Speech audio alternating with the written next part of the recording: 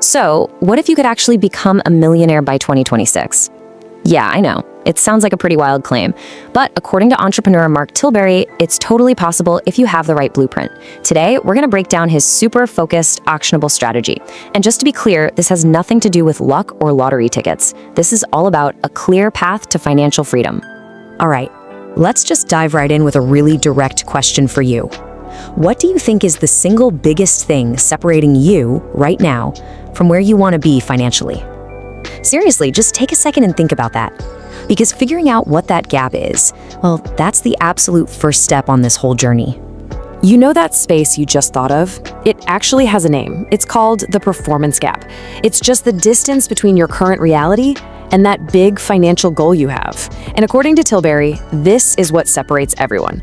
See, wealthy people aren't just aware of this gap, they are completely obsessed with closing it. And this slide right here, it just shows the two journeys perfectly. You've got most people on the wandering path. They make a little progress, then they fall back, they get distracted, they never really get to the finish line. But future millionaires, they are on the focused path. It's a straight, direct, almost obsessive line to their goal. Tilbury's a perfect example of this. He used this exact focus to become a millionaire in his 20s just by pouring every ounce of his energy into closing that gap. Okay, so how do you actually build that focused path for yourself? Well, it all starts with part 1, finding your value zone. And here's the fundamental truth you've got to get.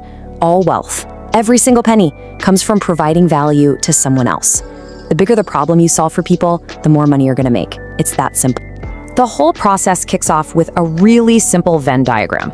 The first circle is just about what you genuinely like to do. This is your passions, your hobbies. For Tilbury, it was stuff like racing cars and flying planes. For you, it could be anything at all. Go ahead, maybe even pause for a second and just jot down a few things that come to mind. All right, circle number 2 shifts from what you love to what you're actually good at. This could be a natural talent you have, or maybe a skill you've worked really hard to develop. Things like leading a team, woodworking, or maybe you're just a fantastic conversationalist. The key here is to be really honest with yourself. And now for the third, and let's be real, the most critical circle for building wealth. What will people actually pay for? This is the reality check. This is where your passions and your skills have to meet what the market actually wants and needs. It's the step that connects what you can do to real economic value. So as you can see here, the goal is to find where all 3 of those circles overlap. That little sweet spot in the middle, that's what Tilbury calls the value zone. It's where what you love, what you're good at, and what people will pay you for all come together. And finding this, man, this isn't just about getting rich. It's about building a life that's both rich and genuinely fulfilling. Okay, so once you've figured out your value zone, you need a way to actually turn that value into money, right? That brings us to part 2, pick your vehicles. I want you to think of it like this. You need 2 different kinds of vehicles on this journey. First is your active vehicle. This is for making money. This is your motorbike. It's fast, it's agile, and it requires your direct effort to steer. Then you have your passive vehicle. This is for investing and growing that money. This is the sidecar that just builds wealth for you automatically, kind of humming along in the background. So what should that active motorbike be? Tilbury's advice here is super specific. Start with a service-based business. And the logic is really simple. When you're just starting out, you don't have a lot of cash, right? A service business is perfect because it costs almost nothing to start, it's flexible, and you can usually run it from a laptop in your spare time.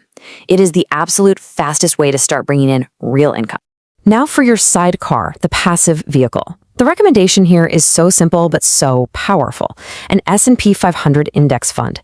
Look, instead of trying to be a genius and pick winning stocks, you're just investing in about 500 of the biggest, most successful companies in the US with a single click. It is the ultimate set it and forget it strategy, especially for beginners.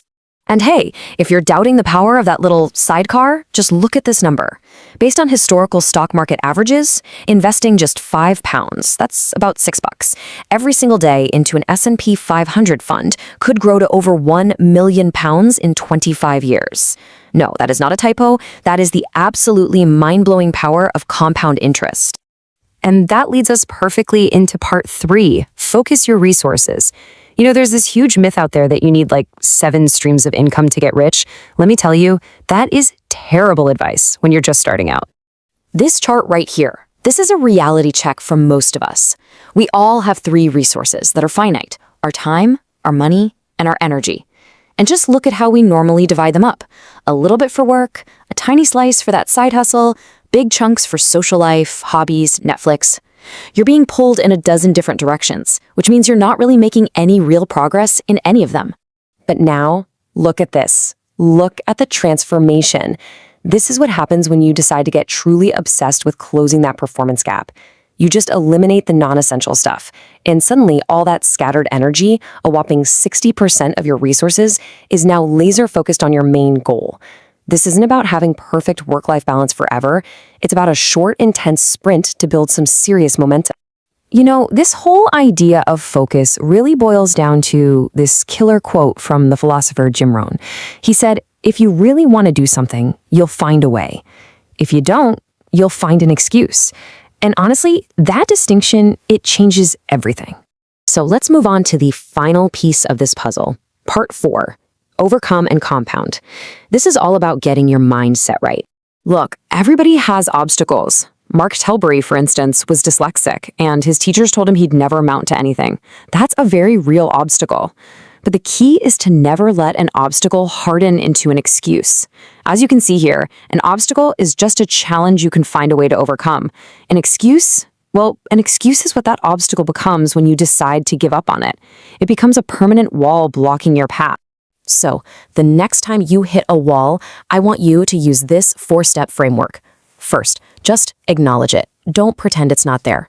Second, ask yourself this magic question. If I could solve this, what would I do? This little trick shifts your brain from problem-focused to solution-focused. Third, brainstorm every possible solution, no matter how crazy it sounds. And finally, just persist. Try things until one of them works. This is how you turn roadblocks into stepping stones. We've talked a lot about compounding your money, but there's another type of compounding that is, you could argue, even more powerful, and that is compounding knowledge. In the long run, this is the force that truly separates the successful from everyone else. This timeline shows you exactly how it works. I mean, it starts with the basics you learn in school. Then, your first job or apprenticeship adds real-world skills.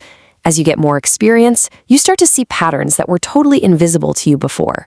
Every lesson, every failure, every win, it all stacks on top of what came before.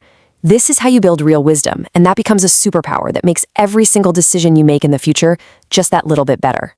So, we'll leave you with this final thought to chew on. Closing that performance gap, it's going to require some sacrifice. But if you aren't willing to make sacrifices for your dream, what then becomes the sacrifice? The answer, of course, is the dream itself.